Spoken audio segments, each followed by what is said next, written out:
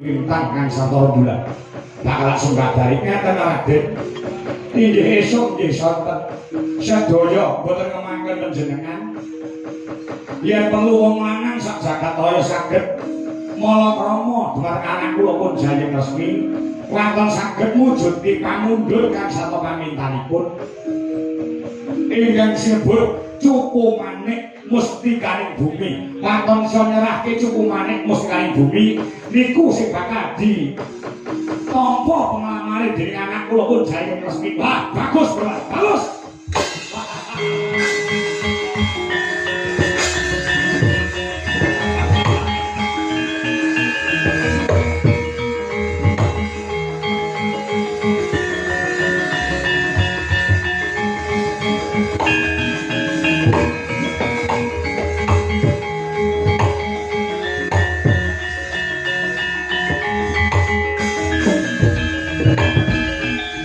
Kala Pandhawa ya gumulung manung siling sata Kurawa Kambah Gangesa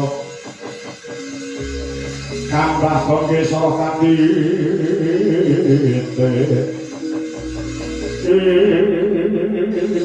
sing dicaluk Cupu Manik Mustikaning Bumi niku sing ngucap anak kula pun Jayeng Resmi kula yang boten mudeng kula yang boten ngerti Cupu Manik Mustikaning Bumi menika wujude kaya napa sing duwe sapa anakmu calon bojoku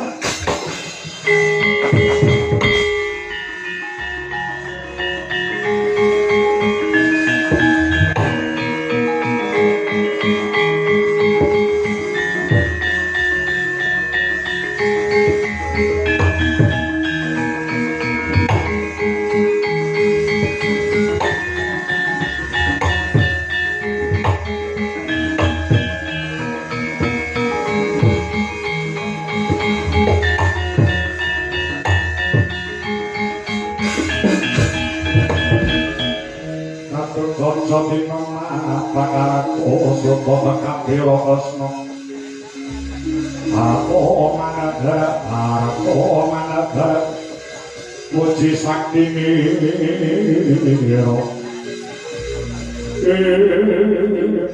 Tempat pripun den sampeyan ngerti Cupu Manik Mustikaning Bumi sing duwe sapa yen nyatane putramu putri Jayeng Resmi ngardeni bebono ya gene kok iki kena darani Mban Cindhe Mban Siladan lho rasane kok Cupu Manik Mustikaning Bumi kuwi sing duwe sapa kowe ngerti ora mboten nek kowe ora ngerti tak wenehi weruh penembakan sing duwe Cupu Manik Mustikaning Bumi kuwi Batari Pertiwi Batari Pertiwi menika sinten? Ibune Kakang Buma Nrakasura. Iki mengko ora burung sing kasil Kakang Buma sing gagal wisanggeni. Mergo sing duwe Cupu Manik Mustikaning Bumi ya mung Batari Pertiwi. Ini apa-apa.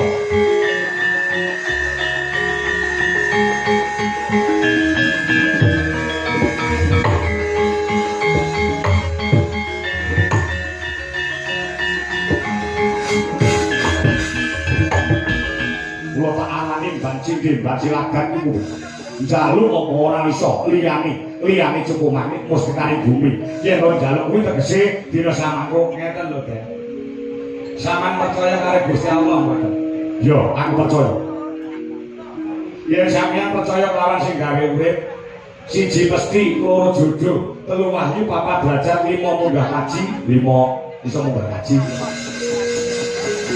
tegese jodhone manungsa menika sing ngatur sinten sing ngatur sing kuwasa nek pancen niku jodhone adik sampeyan Bambang misanggeni ora bakal kurang dalan misanggeni entuk Cupu Manik Mustikaning Bumi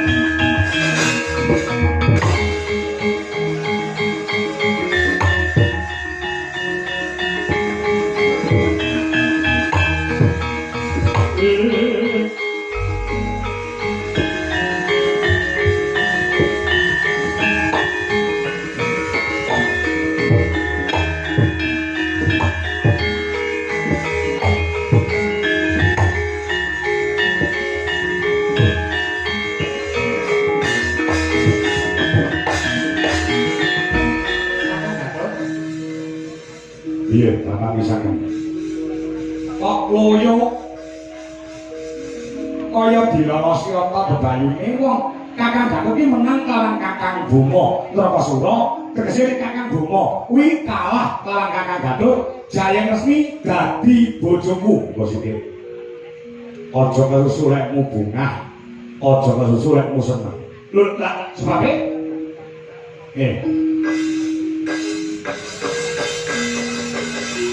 Kabeh iso dirembuk timbang kuwi gula. Maksude aja banget-banget nek mung ngarepke kelawan Jayeng Resmi. Sebabe kok bakal gagal. Mula dina samangko pomo kowe manut karo aku, lalekno Jayeng Resmi, pomo kowe tak golekne prawan ngrancang kene ngono. Sik ta? Kayak kaya dene pedang sama. Ini calon bojomu duweni penjaluk. Aku sing bisa mujuti. Oh sik ta. Aku tak ngomong sik. Calon bojomu duweni penjaluk, sapa wae ora ngomongake wis anggeni, ora ngomongake Kakang Bima Nrakasura. Sapa wae wong lanang iso ngrabi kalawan Jayeng Resmi, waton bisa nyerahke sing darani Cupu Manik Mustikaning Bumi. Kowe ngerti ora? Cupu Manik Mustikaning Bumi iki tek sapa? Dewa Betari Pertiwi kayangane Eka Pertala mapane ana jroning bumi. Yen ngono ora mung kimu gandeng Cupu Manik Mustikaning Bumi iki darbeke ibune Kakang Bima, ora mung diwehne Kakang Bima, ora mungkin kok diwehne wis aku. Kula dina samangko pupusan Bismu. Bisa apa? Harapan saya. Dina samang tak golekne prawan liyane wae, mergo calon bojomu sing dijaluk sing duweni ibune Kakang Bima Nrakasura. Aja terus susah.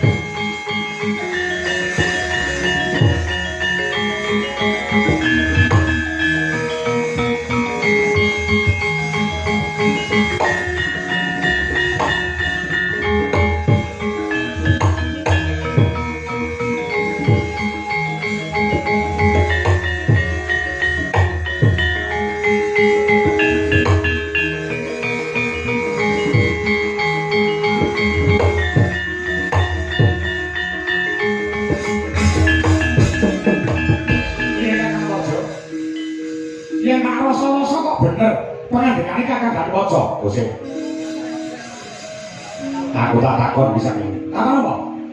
Kayangan Eka Pertala. Ya, Kakang dununge Wa Betari Pertiwi, ibune Kakang Bima Nrakasura. Eka Pertala iki matane nondi? Ana jroning bumi. Ana jroning bumi. Ya, Kakang Bima ki ora iso ambles bumi.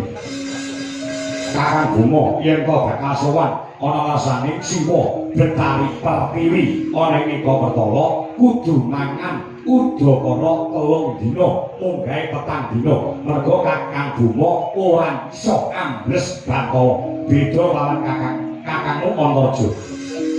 Antarja iso ambles bumi ora saged mubeng-mubeng tekan endi-endi dina samangko ora nganti sedina aku bisa ndrisiki lakune Kakang Bima Nrakasura mergo aku iso ambles bumi ndrisiki lakune Kakang Bima njaluk wujude pamundhut saka calon bojomu Cupu Manik Mustikaning Bumi. Bagus, mangkatmu kapan? Saiki.